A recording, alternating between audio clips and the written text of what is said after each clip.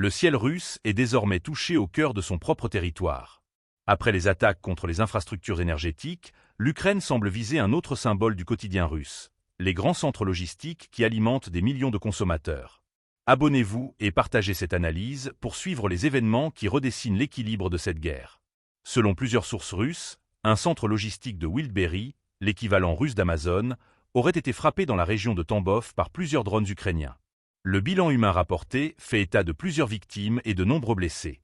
Mais au-delà des dégâts immédiats, cette opération révèle une stratégie plus large. Déplacer progressivement le conflit vers des secteurs considérés jusqu'ici comme éloignés du champ de bataille. Wildberry n'est pas simplement une plateforme de commerce en ligne. L'entreprise est devenue un élément essentiel de la vie quotidienne en Russie, avec des milliers de points de retrait et une présence dans de nombreuses régions. Pour de nombreux citoyens russes, ces services sont désormais devenus indispensables.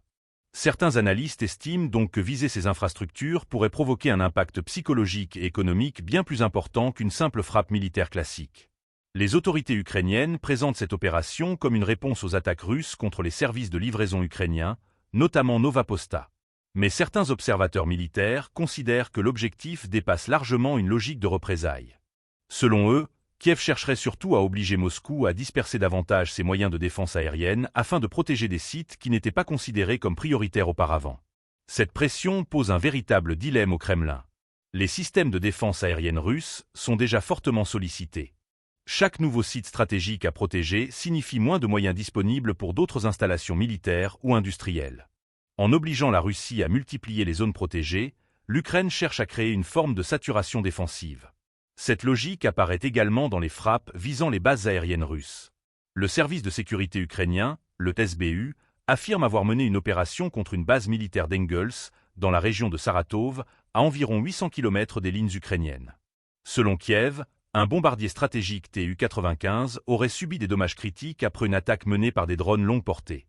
L'importance de cette frappe réside dans la rareté de ces appareils. Les bombardiers stratégiques russes ne sont plus produits en grande quantité et leur remplacement est extrêmement difficile. Des analystes estiment que les pertes accumulées depuis le début du conflit réduisent progressivement une flotte déjà limitée. La réparation de certains appareils endommagés pourrait même devenir. La Russie tente de maintenir sa capacité de frappe à longue distance, mais cette flotte stratégique subit une pression croissante. Les programmes de modernisation des bombardiers Tu-160 et Tu-22 rencontrent eux aussi des difficultés, tandis que les drones ukrainiens continuent de démontrer leur capacité à atteindre des cibles situées profondément en territoire russe. Dans le même temps, Moscou poursuit ses frappes massives contre l'Ukraine. Une récente attaque contre Kiev aurait impliqué plus de 40 missiles de différents types et environ 120 drones d'attaque. Les autorités ukrainiennes affirment que la défense antimissile reste une priorité absolue, car chaque interception permet de limiter les pertes humaines.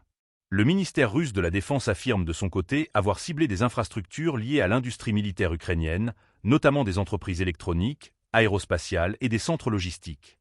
Cette confrontation illustre une nouvelle phase du conflit, une guerre où les infrastructures civiles, industrielles et logistiques deviennent des objectifs stratégiques. Un autre élément attire l'attention des analystes militaires, la diminution récente du nombre de grandes vagues de drones russes contre l'Ukraine. Alors qu'il y a quelques mois les attaques nocturnes pouvaient atteindre plusieurs centaines de drones, les frappes récentes semblent moins importantes en volume.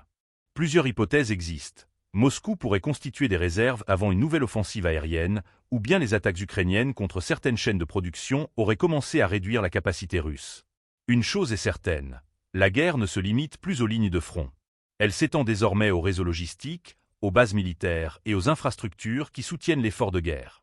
Chaque camp cherche à imposer à l'autre un coût stratégique toujours plus élevé, dans une bataille où la capacité à protéger son propre territoire devient un enjeu majeur.